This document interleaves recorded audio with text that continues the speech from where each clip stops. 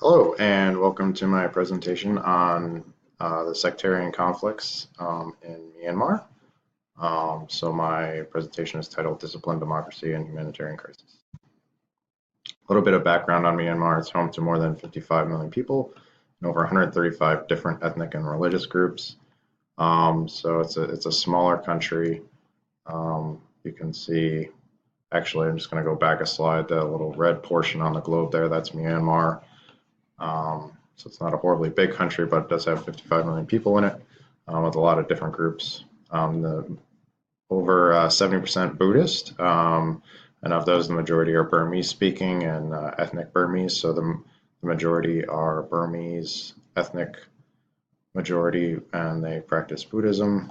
There's significant populations of Muslims, Mon, which is an ethnic group from Vietnam, Thai people, and there's some Christian populations.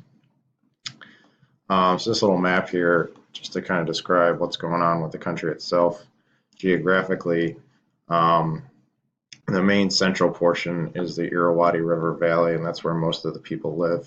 The border with India to the west, and China and Thailand and Laos to the east are very mountainous, rough terrain. It's not easily passable. There's not a lot of roads. There's not a lot of people there. So that's not easily accessible. The little border with Bangladesh is actually like low coastal plains. So we'll get that actually plays a pretty significant role a little later on, but that's where the majority of people live, in that central river valley region. And Myanmar used to be a very closed society, but it now has a very burgeoning energy economy. And like we're going to talk about today, they're embroiled in ethnic and political communal conflict between the majority and the Muslim minority groups. So originally, Myanmar was called Burma, and it was named after the predominant ethnic group at the time during British colonial rule from 1868 to 1948. After it gained independence from the British, it was known as the Union of Burma. And the fledgling democracy kind of struggled for a bit. It was eventually taken over by a coup in 1962 by a guy named General Ne Win. That's him right there down to the left. And that military coup ruled until 1988, when the majority of citizens participated in the 8888 democratic protests. These were heavily participated in and called for a democratic kind of revolution and an end to the military junta. At this time, instead of that protest resulting in a democratic government, a separate coup by a military faction who saw the response to the protest as weak took control, and at that point they became known as Myanmar. That government was called the State Law and Order Restoration Council. And then in 2008, they began a structured relinquishment of power to civilian government. But to this day, the military still has autonomous control of many vital government functions. So the new democracy of Myanmar is a tenuous one and not a complete democracy either.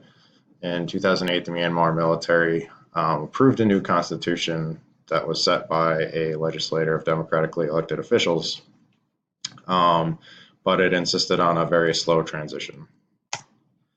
There were multi-party elections in 2010. These were actually boycotted by most democratic organizations inside the country. And for that reason, a quasi-military government led by General Thai Sien was installed, but did continue the work of transition to a democracy. In 2015, this woman here, Aung San Suu Kyi, she's kind of like the national hero for democracy in Myanmar. She rose to a leadership role. She was not elected president because of their constitution, and I believe her mother or father is Korean. She's actually not allowed to be president, but they kind of created a position tangential to the presidency, which she was installed as. So that was seen as a big win for democracy, and it was lauded by the international community as a kind of a coming of age for Myanmar's democracy. Unfortunately, military action against these minority populations continued, even though there was new democratic vitality with the civilian government. Oversight over the military was non-existent or is non-existent, and the rule of law has been called into question after the passage of these four big laws against Muslim populations that include population and control and control on who can convert to Muslim and things of that nature. So one of the big things that came out of this ethnic conflict, or is coming out of this ethnic conflict, is this big kind of refugee flood or fleeing from Myanmar to Bangladesh by a group of Muslims known as the Rohingya, who live in the Riki region of Myanmar along the western border with Bangladesh. You can see them here kind of streaming along. So this may not seem like hundreds of thousands of people, but this has been going on for the better part of 2 years. So as of right now, over 650,000 Rohingya have actually fled to Bangladesh because of armed conflict against them. Again, these are unarmed minorities. They don't have the means or the infrastructure to defend themselves militarily. So when the military comes after them and persecutes them, they have little choice but to flee.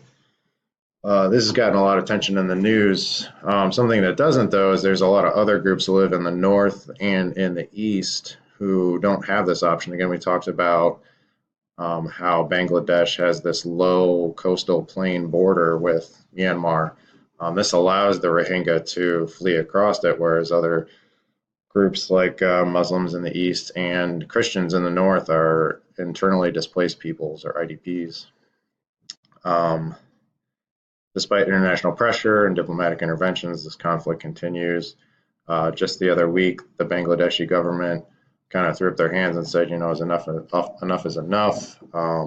They offered resources and voluntary resettlement or repatriation for these Rohingya into Myanmar, and not a single person volunteered. So nobody's really buying the Myanmar government's party line that they will be protected once they get back. All this violence against the Muslims is this kind of ultra-nationalistic rhetoric coming from mainly conservative Buddhist monks. These monks usually have strong ties to the military, so they kind of feed on each other in a bilateral fashion. So some solutions for peace. First and foremost, a strong international response to the refugee situation in Bangladesh is obviously important. I think additional support for those IDPs inside of Myanmar also needs to be addressed. We know very little about their status, what kind of help they need. Again, Myanmar still has their military at least controls information very closely. We need to have continued international support for this constitutional democracy. It's one thing to kind of point a finger and say these atrocities are horrible, but this has been going on for decades inside of Myanmar, and only now is it transitioning to a democracy. And we don't see a big change like that usually without a war or a civil war, and to kind of see an entire country decide to voluntarily move from military authoritarian government to a democracy is unique, and I think that should be I think some understanding about what kind of timeline that's going to take should be taken into account when we talk about international intervention. I think some ways you can kind of help that along and help the people there and kind of quell some of this violence is to put benchmarks on investment incentives to kind of bolster the rule of law and the institutions around that, and hopefully start weakening the military's role in these civilian affairs. So right now, they have a constitution, but some of the laws they pass are directly opposing the constitution. So there should be some kind of judicial system that can strike that down. These minorities have limited access to redress for their government. So again, these are institutions that can be bolstered, and you can kind of make incentives out of all this foreign investment that's coming into the energy sector. I think one way to do that would to be broad engagement with China. China is really the developmental force in Southeast Asia right now, but they don't make human rights a metric for their continued partnership. So if you want to kind of hold the carrot out there that development and investment in these energy sectors is the carrot, then you really need China to buy into human rights as a metric for that investment.